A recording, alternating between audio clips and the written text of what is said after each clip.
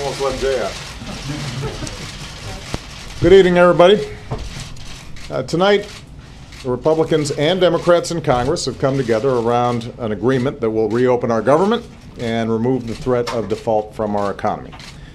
The Senate has now voted to approve this agreement, and Democrats and Republicans in the House still have an important vote to take.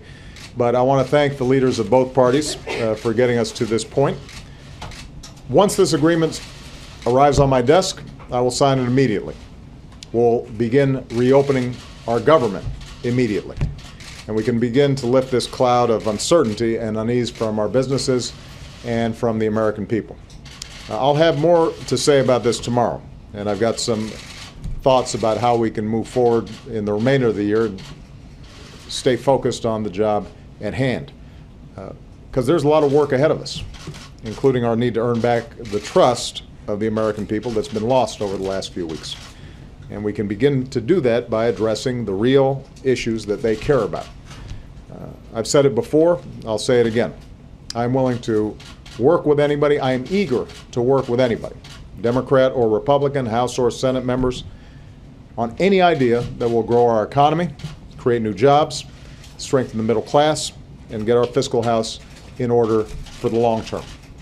I've never believed that Democrats have a monopoly on good ideas, and despite the differences over the issue of shutting down our government, I'm convinced that Democrats and Republicans can work together to make progress for America. In fact, there are things that we know will help strengthen our economy that we could get done before this year is out. We still need to pass a law to fix our broken immigration system. We still need to pass a farm bill. And with the shutdown behind us and budget committees forming, we now have an opportunity to focus on a sensible budget that is responsible, that is fair, and that helps hardworking people all across this country.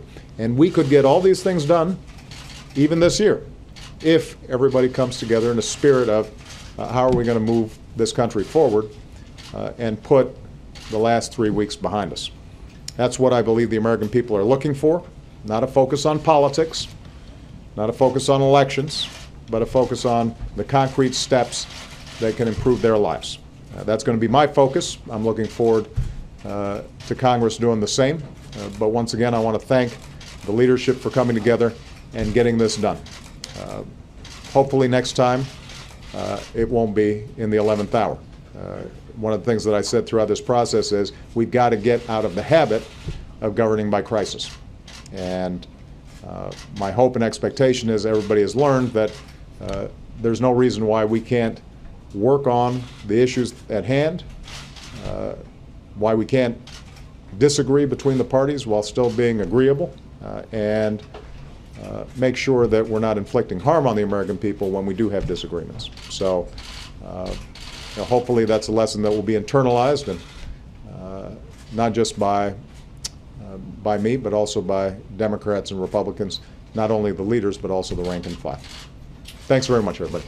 Mr. Buck, isn't this going to happen all over again in a few months? No.